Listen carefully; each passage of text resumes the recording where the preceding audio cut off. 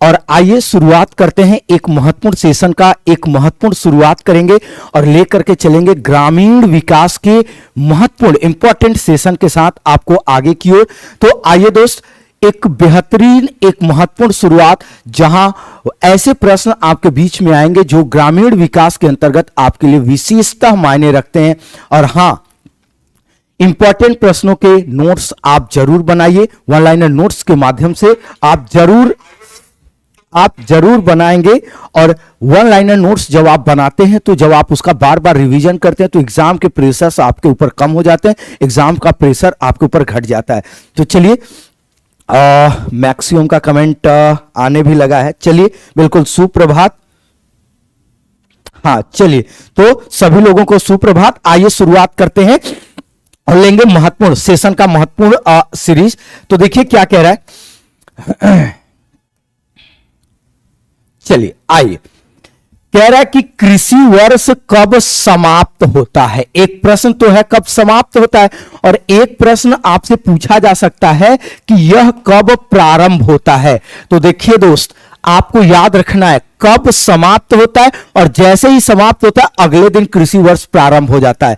तो अगर मैं प्रारंभ की बात करता हूं तो याद रखिएगा 1 जुलाई को, क्या याद रखिएगा, 1 जुलाई को यह क्या होता है, प्रारंभ होता है।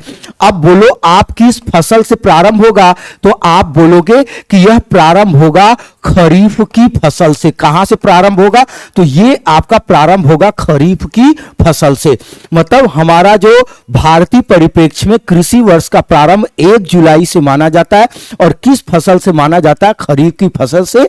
और अलग अलग क्षेत्रों की भौगोलिक दशाएं भिन्न भिन्न होने के कारण उसके में जो फसलें होती है वो अलग अलग उगाई जाती है, ये याद रखिएगा। और जब कब समाप्त होता है तो याद रखिएगा कि समाप्ति इसकी होती है 30 जून को। और बोलिए किसकी फसल के साथ होता है, तो आप बोलोगे कि इसकी समाप्ति होता है जायद की फसल के साथ। किसकी फसल के साथ, तो आप बोलोगे जायद की फसल के साथ। अब देखिए, खरीफ की फसल अगर नहीं होगा ऑप्शन में, तो आपको ऑप्शन में मिल जाएगा वर्षा ऋतु की फसल। बोले क्या मिल जाएगा, तो आपको मिल जाएगा वर्षा ऋतु की फसल। अब वर्षा ऋतु की फसल, खरीफ की फसल 1 जुलाई और ये से ये प्रारंभ होता है। अब ये चीजें आपकी कंप्लीट हो गई। ठीक इसी प्रकार से अगर आपसे जैसे प्रश्न पूछता है कि कब समाप्त होता है, तो 30 जून जायद की फसल, या आप बोलोगे कि आप क्या बोलोगे, ग्रीष्म ऋतु की फसल। आप इसको याद रखिएगा। तो ये आपका महत्वपूर्ण रूप से इसका राइट जवाब क्या होगा, इसका राइट जवाब होगा ऑप्शन वे, कृषि वर्ष कब समाप्त होता है, कब खत्म होता है। चलिए, मैक्सिमम का जवाब भी आ रहा है। मैक्सिमम देखिए एकदम निश्चित तौर पर सही तरीके से बिल्कुल नोट डाउन आप जरूर करिए और कमेंट जरूर करिए। चलिए, बेहतरीन ढंग से आगे बढ़ने का प्रयास किया जाएगा। आइए सीरीज का लेते हैं हम क्वेश्चन नंबर 2। देखेंगे क्वेश्चन नंबर 2 क्या कह रहा है। कह रहा है निम्नलिखित में से कौन सी भूमि कृषि भूमि है। ऑप्शन नंबर ए कह रहा है कि कृषि उद्यान भूमि, बी कह रहा दुग्ध भूमि, सी कह रहा पशु चारागाह, और ऑप्शन नंबर डी कह रहा उपर्युक्त सभी। तो देखिए, कृषि उद्यान भूमि की बात करते हैं तो आप जानते हो घर के बागान, क्या जानते हो आप, घर के बागान। और घर के बागान में हम फूल पत्तियां लगाते हैं, सब्जियों के पौधे लगाते हैं, हम अपने सामान्य आवश्यकता के जड़ी बूटियां लगाते हैं, तुलसी का पौधा लगाते हैं। और ये हमारे कृषि योग्य भूमि में काउंट किया जाता है, क्योंकि वो स्थान जहां हम अपने उपयोग के लिए पेड़ पौधों को उगाते हैं, अपने उपयोग आजीविका के लिए हम इस प्रकार का कार्य करते हैं, वो कृषि योग्य भूमि कहलाती है। तो इसका मतलब घर के बागान ये आपके कृषि उद्यान भूमि इसमें काउंट होगा, इसमें शामिल होगा। कह रहा दुग्ध भूमि, याद रखिएगा मतलब दुग्ध उत्पादन, पशुपालन, ये आप याद रखिएगा कि पशुपालन किसके अंतर्गत शामिल होता है? तो याद रखिएगा पशुपालन कृषि का अंग है या कृषि का ये भाग है। ये याद रखिएगा कि पशुपालन किसका भाग है, तो आप साफ साफ बताओगे कि पशुपालन कृषि का अंग है। और दुग्ध भूमि मतलब जितनी भूभाग पर आप पशुपालन का कार्य कर रहे हैं, दुग्ध उत्पादन का कार्य कर रहे हैं, वो कृषि का जब अंग है तो निश्चित तौर पर उपयोग की गई भूमि किसके अंतर्गत आएगी? कृषि योग्य भूमि आएगी। इसका मतलब ये आपका बी ऑप्शन भी क्या है? सही है। पशु चारागाह निश्चित तौर पर जब पशुपालन कृषि का अंग है तो पशु चारागाह भी कृषि का ही एक क्या होगा? अंग होगा। इसका मतलब ये भी सही है। बोले इसका राइट जवाब क्या होगा? तो आप मैक्सिमम बता रहे हैं इसका राइट जवाब होगा आपका ऑप्शन नंबर डी।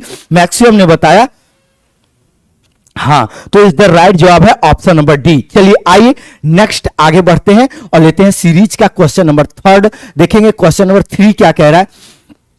कह रहा लेखपाल की नियुक्ति कौन करता है?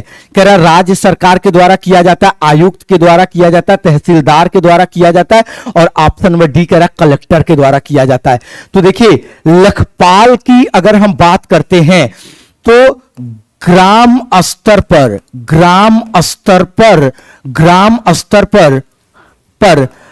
रिकॉर्ड, ग्राम स्तर पर कृषि से संबंधित, ग्राम स्तर पर कृषि से संबंधित मुख्य अधिकारी कौन होता है?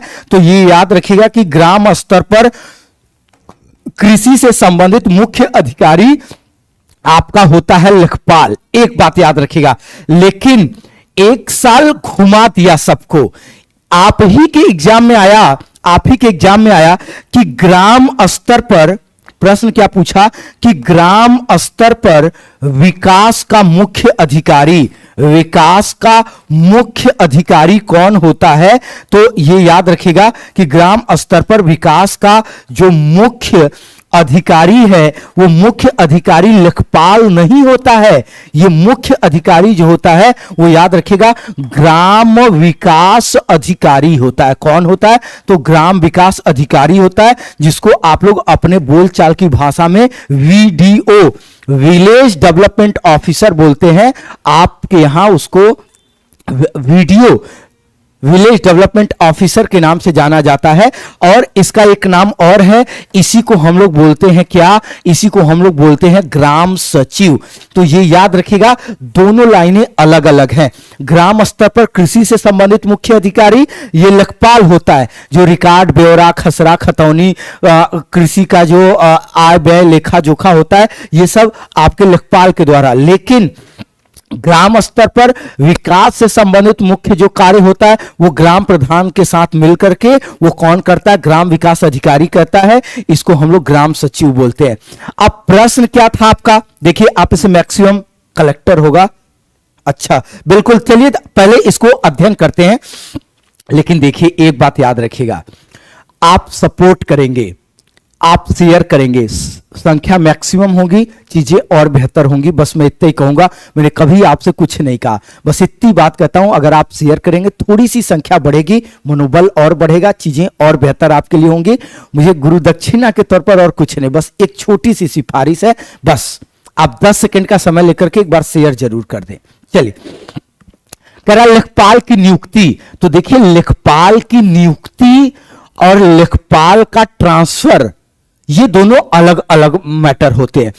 जब मैं बात करता हूं नियुक्ति की, तो लेखपाल की जो नियुक्ति है ये की जाती है कलेक्टर के द्वारा, लेकिन उसका जो स्थान परिवर्तन होता है, ये सारी जो चीजें होती है जिसको हम लोग ट्रांसफर वगैरह बोलते हैं, ये ट्रांसफर इत्यादि जो चीजें होती हैं ये किया जाता है किसके माध्यम से? तो ये सब एसडीएम के माध्यम से किया जाता है, याद रखिएगा। अब देखिए इसकी नियुक्ति कलेक्टर के द्वारा की गई है।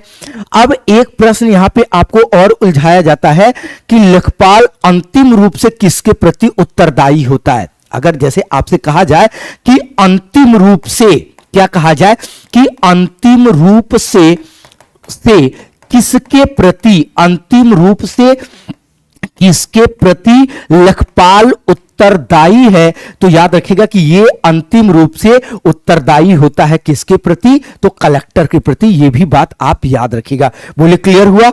आइए आगे की ओर बढ़ते। बिल्कुल चलिए बिल्कुल, तो ये कलेक्टर साहब अच्छा लिख रहे हैं, डीएम। चलिए ठीक है, आइए दोस्त लेते हैं सीरीज का क्वेश्चन नंबर 4। कह रहा गांव में आबादी स्थलों के आवंटन की जांच कौन कर सकता है? महत्वपूर्ण प्रश्न है। और चलिए यहां महत्वपूर्ण प्रश्न है और आप सभी लोगों का मैं चाहूंगा कि कमेंट आए, आप सभी लोगों का कमेंट आना चाहिए। चलिए मैक्सिमम का कमेंट आना चाहिए, मैक्सिमम का कमेंट आना चाहिए। कह रहा गांव में आबादी स्थल के आवंटन की जांच कौन करता है? लेखपाल, तहसीलदार, कलेक्टर और आयुक्त करता है, आपको बताना है। चलिए मैक्सिमम का जवाब आना चाहिए कि गांव में आबादी स्थल के आवंटन की जांच कौन करता है। बिल्कुल, और मैक्सिमम का जवाब आने लगा है ए बी। बहुत सारे लोग पकड़ भी लिए हैं। बिल्कुल, देखिए जो गांव में आबादी स्थल के आवंटन का कार्य, तो जब आवंटन का कार्य होगा तो यह कार्य तो किया जाता है लेखपाल के द्वारा, कार्य जो होगा वो लेखपाल के द्वारा किया जाता है, लेकिन इसकी जांच जो है ये तहसीलदार के द्वारा किया जाता है, ये याद रखिएगा। मतलब आवंटन का कार्य कौन करेगा? इस तरीके की जो चीजें होंगी वो आपका प्रमुख रूप से किस में आता है? तो वो आपका आता है कि आवंटन का कार्य लेखपाल करता है, लेकिन इसका जो जांच होगा वो महत्वपूर्ण रूप से या वो मुख्य रूप से जांच किसके माध्यम से किया जाएगा? तहसीलदार करता है। और जांच का जो अंतिम जिम्मेदारी होती है, जांच की जो अंतिम जिम्मेदारी होती है, ये याद रखिएगा, ये किसकी होती है? तो ये अंतिम जिम्मेदारी जो होती है ये कलेक्टर की होती है, डीएम साहब की होती है, तो इसको याद रखिएगा तहसीलदार। और आवंटन का कार्य कौन करेगा? तो याद रखिएगा लेखपाल। और अंतिम रूप से समस्त जांच का, समस्त कार्य की जिम्मेदारी किसके ऊपर जाती है? कलेक्टर के ऊपर जाती है। और कलेक्टर की सहायता के लिए आप जानते हैं एडीएम को भी नियुक्त किया जाता है, और जरूरत पड़ने पे कलेक्टर एडीएम की भी उसमें क्या करता है? मदद लेता है। बोलिए यहां तक क्लियर हो गया अच्छे से? आइए नेक्स्ट क्वेश्चन नंबर 5 के क्रम पर आते हैं। देखेंगे क्वेश्चन नंबर 5 क्या कह रहा है। कह रहा है तहसीलदार स्तर पर सरकारी निकायों को क्या कहा जाता है? एक महत्वपूर्ण प्रश्न है। क्वेश्चन नंबर 5 के लिए आप कमेंट करेंगे।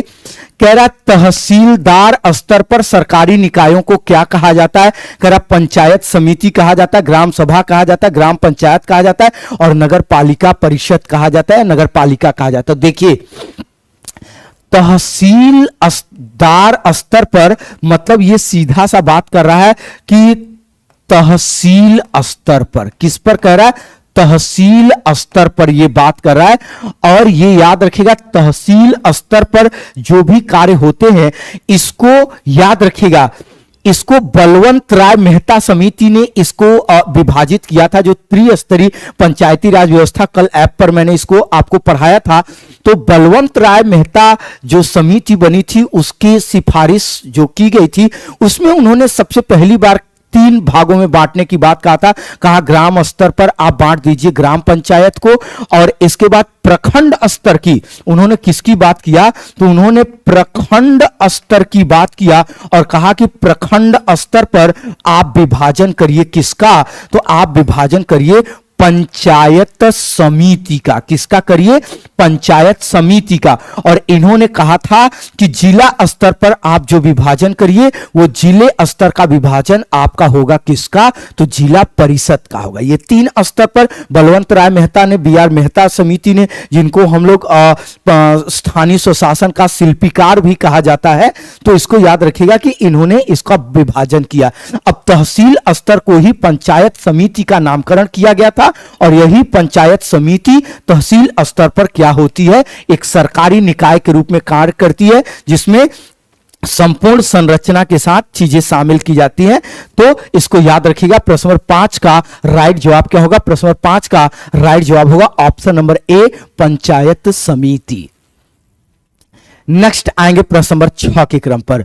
वे गांव जहां व्यक्ति खेती नहीं करते, वे गांव जहां के व्यक्ति खेती नहीं करते बल्कि खेतों के क्षेत्र को निरंतर बदलते रहते हैं, कह रहा वो क्या कहलाते हैं? संक्रमणशील कृषक गांव कहलाता है, अर्ध स्थायी गांव कहलाता है, स्थायी कृषक गांव कहलाता है, और ऑप्शन नंबर डी कह रहा है इनमें से कोई नहीं। तो देखिए ऐसी चीजें पहले हुआ करती थी, और ऐसी चीजें पहले आपको पता होगा कृषि की जो सबसे परंपरागत विधि, मतलब कृषि का जो सबसे परंपरागत चीजें जो थी कृषि का, वो थी आपकी कौन सी? झूम खेती। और झूम खेती में हम यही करते थे, कृषि योग्य भूमि में एक जगह कृषि किया, उसके बाद अगली फसल के लिए हम दूसरी जगह अलग अलग जगहों पर हम कृषि का जो है कार्य करते थे। तो जब हम व्यक्ति खेती नहीं करते बल्कि खेतों के क्षेत्रों में निरंतर बदलाव करेंगे तो इसको हम निरंतर संक्रमणशील कृषक गांव कहते हैं। क्या बोलते हैं? संक्रमणशील कृषक गांव। संक्रमणशील कृषक गांव का मतलब यहां पर क्या हुआ? तो याद रखिएगा, संक्रमण का मतलब होता है फैलाव करना या लगातार बदलाव करना, या क्या करना? या लगातार बदलाव करना। इसको याद रखिएगा, ठीक है। तो चलिए, मैक्सिमम ने कमेंट क्या किया? आप मैक्सिमम ने कमेंट भी किया है।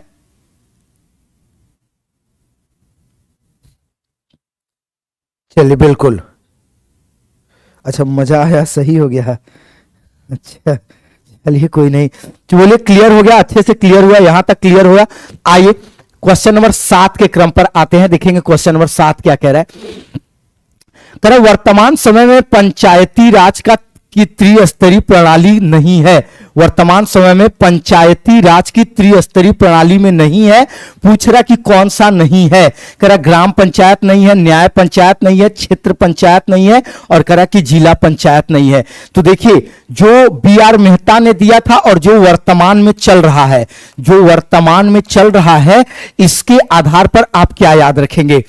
ग्राम स्तर पर, जब ग्राम स्तर की बात करेगा तो ग्राम स्तर पर ग्राम पंचायत होगा।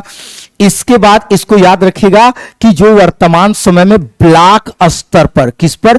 ब्लॉक स्तर पर, जिसको हम लोग बोलते हैं प्रखंड स्तर। क्या बोलते हो आप? जिसको आप प्रखंड स्तर बोलते हैं, इसको हम लोग क्षेत्र पंचायत बोलते हैं। और जो जिला स्तर पर चल रहा है, इस जिला स्तर को हम लोग बोलते हैं जिला पंचायत।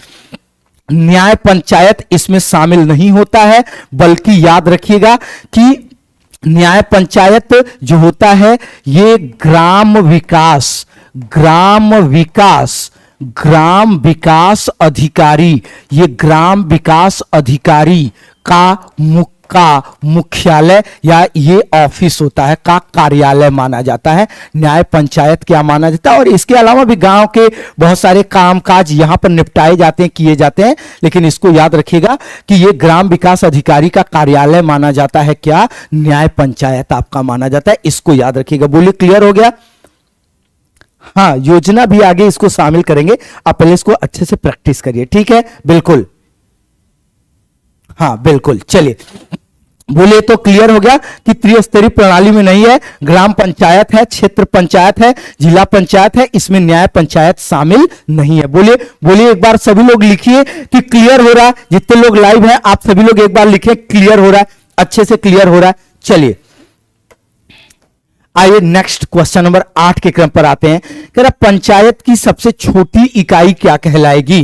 कह रहा ग्राम सभा कहलाती है, भूमि प्रबंधन समिति कहलाती है, न्याय पंचायत कहलाती है, और कह रहा क्या? क्षेत्र पंचायत कहलाती है। 3 बार इस क्वेश्चन का मैं एक्सप्लेनेशन किया हूं, आप इसका निश्चित तौर पर सही राइट जवाब दे देंगे।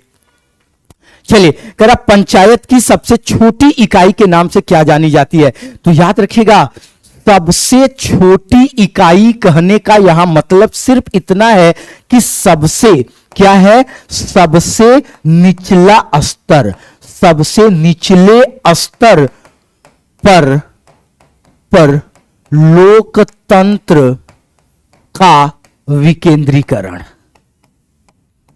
सबसे निचले स्तर पर लोकतंत्र का विकेंद्रीकरण, ये क्या है? ये पंचायत की सबसे निचली इकाई कहलाती है, और ये आपका होगा ग्राम सभा। क्या होगा? ग्राम सभा। और ऑप्शन में दिया भी है, प्रश्न नंबर 8 का राइट जवाब होगा ऑप्शन नंबर ए, ग्राम सभा। बोलिए क्लियर हो गया?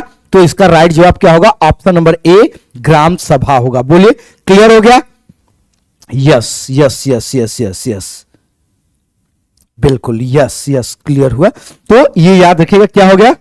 हाँ बिल्कुल हो गया। आइए प्रश्न नंबर 9 के स्तर पर चलते हैं। देखिए प्रश्न नंबर 9 क्या कह रहा है? किसके द्वारा वार्षिक रजिस्टर अर्थात खतौनी में जोतदार के नाम को, कह रहा है कि जोतदार के नाम को का परिवर्तन होता है, जोतदार के नाम का परिवर्तन होता है। ऑप्शन नंबर ए कह रहा खेवट, बी कह रहा दाखिल खारिज, सी कह रहा खतौनी और ऑप्शन नंबर डी कह रहा खसरा। तो देखिए जैसे ये ए महोदय है और ये बी है, जब ए ने अपनी भूमि बी को बेचा, मतलब इन्होंने क्या किया, इन्होंने भूमि को क्या कर दिया, बेच दिया, इन्होंने भूमि को बेच दिया। जब ये ए ने बी को भूमि बेचा तो 45 डेज का समय दिया जाता है और इसमें यदि कोई विवाद हो, गलत तरीके से बहका फुसला करके 420 के माध्यम से यदि भूमि हस्तांतरित की गई हो तो इस पर आप केस कर सकते हैं, इसको आप रुकवा सकते हैं। और अगर ऐसा नहीं है, अगर ऐसा नहीं है तो याद रखिएगा कि तब क्या होता है, 45 डेज के बाद दाखिल खारिज होता है और इस दाखिल खारिज के माध्यम से याद रखिएगा कि यहां पर जोतदार के नाम का क्या कर दिया जाता है, परिवर्तन, और ये जोतदार के नाम का परिवर्तन करके उसका जारी कर दिया जाता है उसके नाम से नई खतौनी। तो जो होने की प्रक्रिया है, जो वार्षिक रजिस्टर खतौनी में जोतदार का जो नाम परिवर्तन होता है वो आपका प्रक्रिया क्या होती है, किसके द्वारा पूछा है, किसके द्वारा? तो ये दाखिल खारिज के द्वारा किया जाता है, इसको याद रखिएगा। आप में से मैक्सिमम ने जवाब क्या बताया? तो आप मैक्सिमम ने जवाब बताया है ऑप्शन नंबर बी। बिल्कुल बिल्कुल, चलिए आगे की ओर बढ़ते हैं और लेते हैं सेशन का नेक्स्ट क्वेश्चन। बिल्कुल हाँ, पहले 30 दिन था, अब आपका जो है, हाँ बिल्कुल, और अब वर्तमान समय में ये आपका कितना हो गया है? चलिए आगे की ओर आइए और नेक्स्ट प्रश्न नंबर 10 कह रहा बंगाल ग्राम पंचायत अधिनियम कह रहा कि कब पारित हुआ था? 1919 ईस्वी में, 1917 ईस्वी में, 1920 ईस्वी में, 1918 ईस्वी में। तो देखिए बंगाल ग्राम पंचायत अधिनियम यह आपका एक ऐसा अधिनियम है जो भारत सरकार अधिनियम 1935 के पहले का है। मैंने क्या बोला, मेरी बात को ध्यान से सुना? मैंने कहा बंगाल ग्राम पंचायत अधिनियम एक ऐसा अधिनियम है जो आपका महत्वपूर्ण रूप से भारत सरकार अधिनियम 1935 के पहले का है और 1935 के पहले आया था भारत सरकार अधिनियम 1919। भारत सरकार अधिनियम, ये याद रखिएगा, भारत सरकार अधिनियम ये आपका आया हुआ था कौन सा? 1919। इसी के माध्यम से ये आपका अधिनियम निर्मित किया गया था। तो इसको याद रखिएगा। प्रश्न नंबर 10 का राइट जवाब क्या होगा? प्रश्न नंबर 10 का राइट जवाब होगा ऑप्शन नंबर ए 1919 ईस्वी में। 1919 ईस्वी में 10 का राइट जवाब होगा ऑप्शन नंबर ए। आइए क्वेश्चन नंबर 11 देखेंगे क्या कह रहा है। भारत में पंचायती राज व्यवस्था सर्वप्रथम कहां पर लागू की गई थी, आपको बताना है। तो देखिए जब हम भारत में पंचायती राज व्यवस्था सर्वप्रथम किस राज्य में लागू किया गया, तो देखिए कह रहा उत्तर प्रदेश, बिहार, असम और राजस्थान। तो आप जानते हैं कि पंडित जवाहरलाल नेहरू, पंडित जवाहरलाल नेहरू जी द्वारा, आपको याद रखिएगा कि इन्होंने सबसे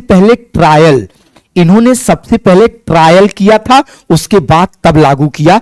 तो अगर आपसे कहता है कि प्रायोगिक तौर पर, एक शब्द जो प्रयोग करता है वो शब्द आपसे प्रयोग किया जाता है कि प्रायोगिक तौर पर कहां किया गया था, तो याद रखिएगा कि इनके द्वारा प्रायोगिक तौर पर सर्वप्रथम किया गया था कहां? आंध्र प्रदेश में। कहां किया गया था? तो प्रायोगिक तौर पर सर्वप्रथम किया गया था आंध्र प्रदेश में। बोलो कहां? आंध्र प्रदेश में। लेकिन कैसा हुआ था? प्रायोगिक तौर पर, एज अ ट्रायल हुआ था। यह बात याद रखिएगा, कैसा हुआ था? तो यह प्रायोगिक तौर पर या एज अ ट्रायल हुआ था। लेकिन जब केवल इतना पूछे कि सर्वप्रथम कब और कहां पर हुआ था, तो याद रखिएगा कि यह आपका हुआ है राजस्थान। और राजस्थान के कहां पर, तो पंडित जवाहरलाल नेहरू जी ने राजस्थान के नागौर में किया था। कहां? नागौर में किया था। तो इसको याद रखना है आपको। यह होगा आपका राजस्थान, और राजस्थान का नागौर।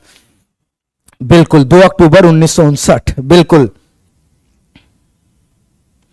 हाँ, आपका वहां पर ट्रायल और यहां पर क्या हुआ था, तो एज अ मतलब स्थायी लागू,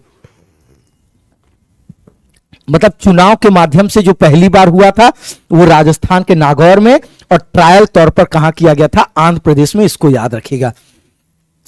आइए क्वेश्चन नंबर 12 के क्रम पर आते हैं। कह रहा संविधान के किस भाग में पंचायतों के बारे में प्रावधान किया गया है? कह रहा भाग 5 में किया गया, भाग 7 में, भाग 9 में, और कह रहा भाग 13 में। तो याद रखिएगा पंचायतों के बारे में अगर हम प्रावधान की बात करते हैं तो आप जानते हैं भाग 9 में यह आपका महत्वपूर्ण रूप से किया गया है पंचायत के बारे में प्रावधान। लेकिन दूसरी बात भी याद रखिएगा, क्या? इसके लिए 73वां, कौन सा?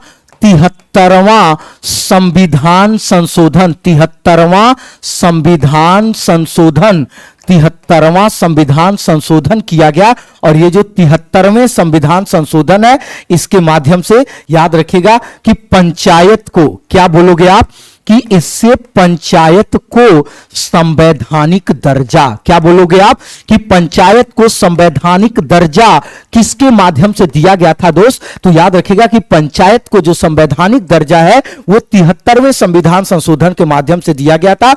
और इसका जिक्र कहां किया गया है? तो याद रखिएगा कि भाग 9 में किया गया। लेकिन एक बात और याद रखिएगा, राज्य के, आप एक बात और याद रखिएगा कि राज्य के नीति निदेशक तत्व, राज्य के नीति निदेशक तत्व में भी इसका शामिल किया गया है। और वहां आर्टिकल अनुच्छेद 40 में ध्यान दीजिएगा ग्राम स्वराज की स्थापना पर बल दिया गया है और यह राज्य को निर्देशित किया गया है। इसलिए यह याद रखिएगा कि स्थानीय स्वशासन को सर्वाधिक बढ़ावा देने की अगर पूछता है कि जिम्मेदारी किसकी होती है, तो दोस्त आप बताओगे कि स्थानीय स्वशासन को सर्वाधिक विकास करना, सर्वाधिक विकसित करने की जिम्मेदारी राज्य की होती है। तो इसको याद रखिएगा। प्रश्न नंबर 12 का राइट जवाब क्या होगा? ऑप्शन नंबर सी।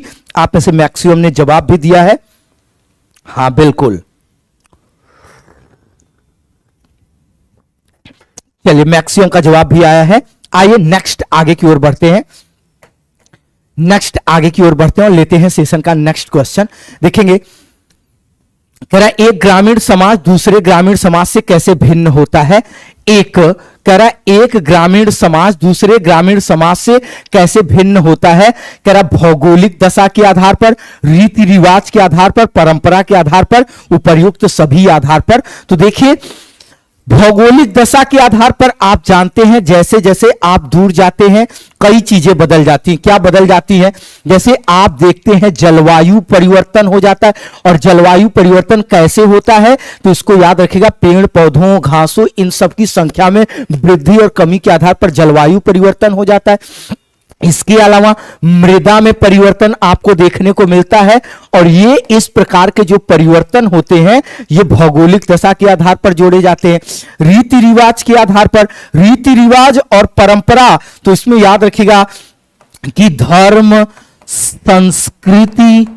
धर्म, संस्कृति, सभ्यता, इन सभी में लगातार परिवर्तन होते रहते हैं। और मतलब परिवर्तन का सेंस, जैसे जैसे आप दूर दराज जाएंगे, जैसे एक जगह से दूसरे जगह जाएंगे, ये धर्म, संस्कृति, परंपरा आपको अलग अलग मिलेगी। और ये सभी चीजें एक समाज को दूसरे समाज से, या एक ग्रामीण समाज को दूसरे ग्रामीण समाज से क्या करते हैं? अलग करते हैं। तो याद रखिएगा दोस्त, प्रश्न नंबर 13 का आप बोलोगे राइट जवाब क्या होगा? प्रश्न नंबर 13 का राइट जवाब होगा आपका ऑप्शन नंबर डी। आइए क्वेश्चन नंबर 14, क्या आप बोलेंगे? प्रधानमंत्री ग्राम सड़क योजना पूरे देश में कब लागू हुआ था? आपको बताना है प्रधानमंत्री ग्राम सड़क योजना पूरे देश में कब लागू हुआ था। प्रधानमंत्री ग्राम सड़क योजना की जो हम बात करते हैं तो याद रखिएगा कि ग्रामीण विकास की एकीकृत योजना है। ये क्या है? ग्रामीण विकास की एकीकृत योजना है। और इसका मुख्य उद्देश्य क्या है? तो इसका मुख्य उद्देश्य है कि याद रखना दोस्त, इसका मुख्य उद्देश्य अगर आपसे पूछता है तो इसका मुख्य उद्देश्य है ग्राम समाज की सड़कों को मुख्य सड़क से जोड़ना। क्या करना? ग्राम समाज की सड़कों को मुख्य सड़कों से जोड़ना, ये लक्ष्य या ये उद्देश्य रखा है गया है किसका? तो ये है प्रधानमंत्री ग्राम सड़क योजना का। और 100% क्या याद रखिएगा? 100% केंद्र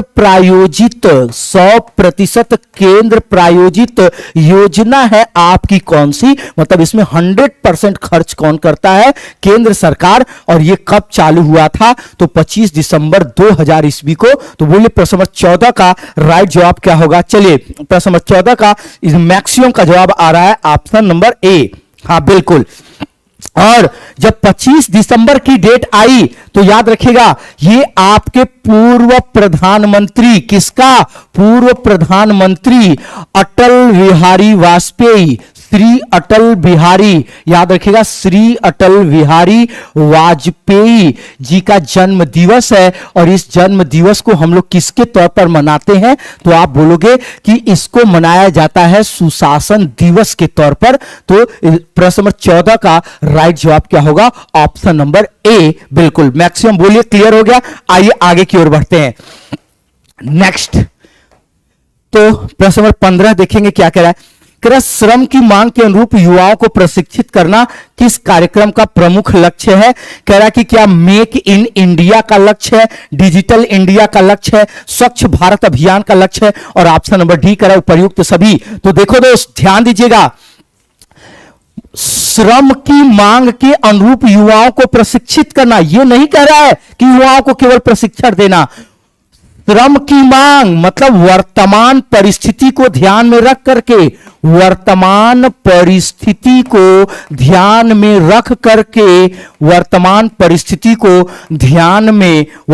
परिस्थिति को ध्यान में रख कर, याद रखिएगा कौशल सिखाना, ध्यान में रख करके कौशल सिखाना, इसी की बात कर रहा है। तो देखिए ध्यान दीजिएगा कह क्या रहा है, मेक इन इंडिया, ये स्किल्ड, जरूरत के अनुसार युवाओं को स्किल्ड सिखाना, डिजिटल इंडिया कंप्यूटर साक्षरता जो वर्तमान पीढ़ी की मांग है, स्वच्छ भारत अभियान वर्तमान समय में स्वच्छता स्वास्थ्य की सबसे बड़ी वर्तमान क्या हमेशा रही है, जहां गंदगी ज्यादा होगी, जहां पर इस तरीके की चीजें ज्यादा होगी निश्चित तौर पर वहां समस्याएं ज्यादा होंगी। तो करा स्वच्छ भारत अभियान, तो ये याद रखिएगा कि ये कौशल सिखाने से संबंधित है और इनमें क्या है वर्तमान परिस्थितियों को ध्यान में रख करके बोले इज द राइट जवाब क्या होगा ऑप्शन नंबर डी।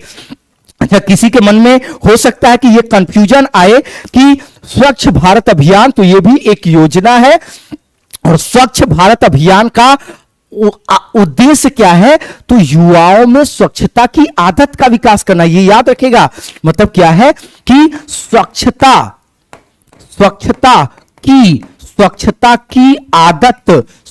की आदत का विकास करना, ये आपका प्रमुख रूप से क्या है, ये इसका लक्ष्य है। तो याद रखिएगा प्रश्न नंबर 15 मैक्सिमम ने जवाब क्या दिया, चलिए कोई बात नहीं गलत हो गया, भविष्य में ना हो इस पर आप फोकस करिए। आइए प्रश्न नंबर 16 देखेंगे क्या कह रहा है। कह रहा बेटी बचाओ बेटी पढ़ाओ कार्यक्रम किस राज्य में सर्वप्रथम प्रारंभ किया गया था? अब तक का सबसे बेहतर याद रखिएगा महिलाओं के लिए योजना है, या आप कह सकते हैं महिला सशक्तिकरण का सबसे बेहतर आपकी योजना बेटी बचाओ बेटी पढ़ाओ योजना। क्यों? आप जानते हैं निर्भया कांड के बाद महिलाओं को, बालिकाओं को, बेटियों को सबसे ज्यादा अगर तवज्जो किसी योजना के माध्यम से दी गई थी तो यह है बेटी बचाओ बेटी पढ़ाओ योजना। कह रहा है इसको बिहार से शुरू किया गया, उत्तर प्रदेश से, हरियाणा से और मध्य प्रदेश से। तो याद रखिएगा यह हरियाणा से प्रारंभ किया गया था। कहां से? तो यह करनाल हरियाणा से प्रारंभ किया गया था। तो बोलिए प्रश्न नंबर 16 का राइट जवाब क्या होगा? Option number C Haryana. आइए नेक्स्ट आगे की ओर बढ़ते हैं और लेते हैं प्रश्न नंबर 17। क्या कह रहा है? कह रहा है इंदिरा आवास योजना जो एक केंद्र समर्थित योजना है का राज्य सरकार के साथ लागत सहभाजन कितना है? आपको कमेंट करना और कमेंट करके बताना है कि इसका लागत सहभाजन कितना है। और आप में से मैक्सिमम का कमेंट आना चाहिए, मैक्सिमम का कमेंट आना। मतलब कहा क्या रहा है? केंद्र राज्य, ये कह रहा है कि केंद्र राज्य का प्रतिशत, क्या कह रहा है? केंद्र राज्य का प्रतिशत कह रहा है। तो देखिए जब केंद्र की बात आएगी तो याद रखेगा 75% केंद्र देगा और 25% कौन देगा? राज्य। और ये 75-25 के बीच में ये चल रहा है, तो इसको याद रखेगा। इसका राइट जवाब होगा ऑप्शन नंबर बी। बाकी बहुत सारी चीजें आप जानते हैं, 2006 से ये प्रारंभ हुआ था, 2 फरवरी 2006 से। और मनरेगा इसको 2 अक्टूबर 2009 को कर दिया गया। ये सारी चीजें आप जानते हैं। और ये याद रखिएगा कि पूरे विश्व बैंक ने इसको विश्व की सबसे बड़ी आजीविका योजना घोषित किया था, जो रोजगार की गारंटी देता है 100 दिनों। कितने दिनों? तो याद रखिएगा कि 100 दिनों के लिए रोजगार की गारंटी आपका देता है कौन? तो ये याद रखिएगा कि मनरेगा कौन देता है? तो इसको याद रखिएगा, मनरेगा। ठीक है, इसको याद रखिएगा। तो अब करें इंदिरा आवास योजना। तो इंदिरा आवास योजना ये ग्राम विकास की एक प्रमुख योजना है और ये आपकी भी 75-25। हालांकि हां, जैसे पूर्वोत्तर के राज्यों में, चलिए क्या बोल रहे हैं? स्वच्छता में कौन सा कौशल? चलिए बिल्कुल 17 का बी, मैक्सिमम बी बता रहे। चलिए बिल्कुल ठीक है। नहीं, देखिए प्रीवियस ईयर में कुछ चीजें आई हुई है। हां, पहाड़ी क्षेत्रों में या इस तरीके की जगहों में जो होता है तो वहां पर, हां बिल्कुल ठीक है। चलिए आगे की ओर बढ़ते हैं। आइए नेक्स्ट। तो ये 17 का राइट जवाब क्या हो गया? 75। देखिए ये जैसे पहाड़ी क्षेत्रों में क्या है ना, जहां राज्य सरकार की आय का स्रोत कम होता है। मतलब पहाड़ी क्षेत्रों का क्या है कि जहां पर राज्य सरकार की आय का स्रोत कम होता है, और इसके अलावा एक कंडीशन और होता है कि जिन राज्यों को विशेष राज्य का दर्जा दिया गया हो वहां केंद्र सरकार का सपोर्ट, वहां केंद्र सरकार का समर्थन ज्यादा होता है। तो ऐसी जगहों पर यह बदल करके 90-10 हो जाता है, जो पहाड़ी राज्य हो, या इसको हम लोग पूर्वोत्तर के राज्य भी बोलते हैं। तो ये यहां पर इस तरीके से अलग अलग योजनाएं अलग अलग तरीके से प्रायोजित होती हैं। तो 17 का राइट जवाब क्या होगा? ऑप्शन नंबर बी होगा। आइए नेक्स्ट प्रश्न नंबर 18। स्वच्छ भारत मिशन कब प्रारंभ किया गया था? कह रहा 2 अक्टूबर 2014 को, 15 अगस्त 2014 को, 30 अक्टूबर 2014 को, 15 अगस्त 2018 को। तो देखिए स्वच्छ भारत मिशन जो है ये याद रखिएगा कि ये महात्मा गांधी, बस इतना बात याद रखना है कि महात्मा गांधी जी की जयंती के अवसर पर मनाया जाता है। कब? महात्मा गांधी जी की जयंती। और आप जानते हैं महात्मा गांधी जी की जयंती 2 अक्टूबर को मनाई जाती है। तो हमें अन्य चीजें तो ऐसे ही मिसमैच हो गई, लेकिन एक बात याद रखिएगा, 2 अक्टूबर, क्या याद रखना आप कि 2 अक्टूबर 2007 इसको घोषित किया गया था अहिंसा दिवस। बोलिए कैसा दिवस? तो इसको आप याद रखिएगा, घोषित किया गया अहिंसा दिवस। फिर आगे चल करके 2 अक्टूबर 2014 को इसे स्वच्छता दिवस के तौर पर, याद रखिएगा, स्वच्छता दिवस के तौर पर इसको प्रारंभ किया गया। तो ये आपको याद रखना है कि यहां से ये स्वच्छता दिवस के तौर पर आ गया। तो ये चीजें चूंकि देखिए इंपॉर्टेंट है, तो ये यहां से हो सकता है घुमा दें, स्वच्छता दिवस घुमा दें, स्वच्छता मिशन घुमा दें। तो ये याद रखिएगा कि इसका जो लोगो है वो इस तरीके से है, एक में स्वच्छ लिखा है और एक में भारत लिखा है, और इस प्रकार से ऐनक है। इसको याद रखिएगा। तो बोलिए मैक्सिमम, बोलिए क्लियर हुआ? मैक्सिमम का जो, अच्छा, एक कदम स्वच्छता की ओर, हाँ ठीक है, हाँ अच्छा, जब हम 9th में थे चलिए कोई बात नहीं। कह रहा मध्याह्न भोजन कार्यक्रम के अंतर्गत विद्यालय स्तर पर बच्चों के न्यून भार का प्रतिशत का आकलन किस आवृत्ति पर किया जाना चाहिए या क्या सिफारिश की गई है। जो ये बात किसकी कर रहा है, मिड डे मील की बात कर रहा है। किसकी बात कर रहा है, मिड डे मील। तो मिड डे मील के माध्यम से मध्याह्न भोजन कार्यक्रम, तो कह रहा है विद्यालय स्तर पर बच्चों के न्यून भार का जो प्रतिशत है, तो ये कह रहा है अर्धवार्षिक, त्रैमासिक, वार्षिक या मासिक, ये कब किस स्तर पर कैसे निकाला जाना चाहिए। तो इसको याद रखेगा कि यह आपका प्रमुख रूप से निकाला जाना चाहिए कैसा, तो यह निकाला जाना चाहिए अर्धवार्षिक। कैसा, अर्धवार्षिक स्तर पर निकाला जाना चाहिए। तो प्रश्न नंबर 19 का राइट जवाब क्या होगा, प्रश्न नंबर 19 का राइट जवाब होगा आपका ऑप्शन नंबर ए। आइए नेक्स्ट क्वेश्चन नंबर 20 पर आते हैं। देखिए कर मनरेगा के अंतर्गत सामग्री संघटक के मामले में केंद्र और राज्य सरकारों द्वारा किए गए निधिकरण का अनुपात क्या होता है। चलिए आपको बताना है मनरेगा का प्रतिशत क्या है, मैक्सिमम का जवाब। चलिए हाँ बिल्कुल, अब मैक्सिमम जवाब देंगे, मैक्सिमम जवाब देंगे कि मनरेगा में केंद्र राज्य का प्रतिशत आपको बताना है कि कितना है। मनरेगा में केंद्र और राज्य का प्रतिशत आपको बताना है कितना है। तो याद रखिएगा कि केंद्र इसमें 75% और राज्य इसमें कितना, तो राज्य इसमें 25%।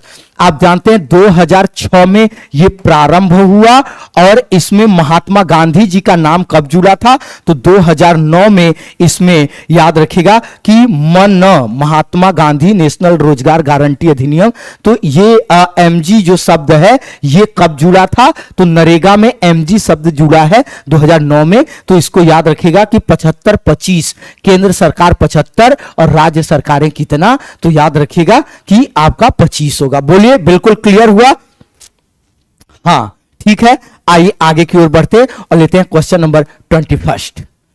कह रहा सरकार भूमि कर कैसे निर्धारित करती है। कह रहा है कि क्षेत्रफल के आधार पर निर्धारित करती है, भूमि की उर्वरा शक्ति के अनुसार निर्धारित करती है, सी कह रहा ए व बी दोनों के अनुसार करती है, और ऑप्शन नंबर डी कह रहा कि इनमें से किसी के अनुसार नहीं करती है। आपको कमेंट करना और कमेंट करके बताना है कि इसका राइट जवाब क्या है। और चलिए हाँ ठीक है, तो चलिए हाँ बिल्कुल, तो क्वेश्चन नंबर 21 का राइट जवाब आप कमेंट करेंगे कमेंट बॉक्स में। और हां सभी लोग एक साथ सुबह 8 बजे आएंगे और देखिए शेयर करेंगे, मैक्सिमम का सपोर्ट होगा, क्लास को और बेहतरीन बनाया जाएगा। तो चलिए सेशन को यहीं पे हम समाप्त करते हैं। 21 के लिए आप कमेंट करेंगे कमेंट बॉक्स पर। और हां ध्यान दीजिएगा कि चंद्रा इंस्टीट्यूट में ऑनलाइन न्यू लेखपाल बैच आपका प्रारंभ है। अगर अभी तक आप ऑनलाइन क्लास से नहीं जुड़े हैं तो आप अपने मोबाइल के गूगल प्ले स्टोर में आप जाइए और गूगल प्ले स्टोर में जाकर के आप सर्च बॉक्स पर लिखेंगे क्या, चंद्रा इंस्टीट्यूट इलाहाबाद। और जब चंद्रा इंस्टीट्यूट इलाहाबाद आप डालेंगे तो आदरणीय वागेश सर की डीपी लगी हुई ऐप आएगी और आपको इसे इंस्टॉल कर लेना है। जब आप इसे इंस्टॉल कर लेंगे तो स्किप करते हुए आगे की ओर बढ़ेंगे तो एक ऑप्शन आएगा क्रिएट अकाउंट। क्रिएट अकाउंट में आपको अपना नाम डालना है, आपको अपना मोबाइल नंबर डालना है, आपको अपने पसंद से कोई आईडी बनानी है और आपको अपने पसंद से कोई पासवर्ड बना लेना है। और इसके बाद आप अंदर एंट्री किए और यहां आसानी से बाई कोर्स करके आप आसानी से जुड़ जाए। और अगर आपको किसी प्रकार की कोई समस्या हो रही है तो आप एक मोबाइल नंबर सेव करेंगे 8299310097। ये मोबाइल नंबर आप सेव करें और इसके व्हाट्सएप पर जाकर के आप लिख दीजिए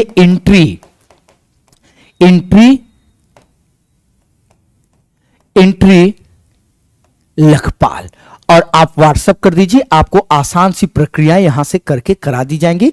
तो चलिए कल क्वेश्चन नंबर 21 के साथ सेशन को आगे की ओर बढ़ाएंगे। तो आज इस क्लास में यहीं तक। Thank you very much.